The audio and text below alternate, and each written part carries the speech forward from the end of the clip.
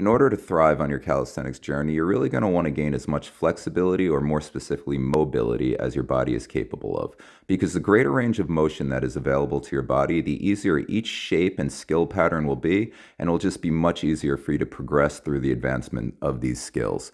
So here's a great instant flexibility hack that I like to use, but it's also a great warm-up for ring flows, and it's even a really good strengthening routine for beginners. So here's my range of motion when I first enter the gym. I'm a 40-year-old man and I got stiff old man joints. So I fall back into this tuck front lever and I pull my knees into my face as hard as I can. Something about hanging from the rings just makes this mobility much easier to start with. So I really want to drive that knee into my eye socket and then try as hard as I can to straighten that leg. It's going to hurt, but it's really effective. Now I'm doing the same thing with both legs. Something about hanging in this front lever position just makes it far simpler to extend your range of motion.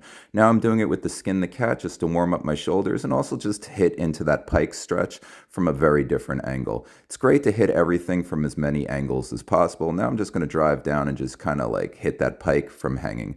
So here I am afterwards, range of motion improved, not great, but much better.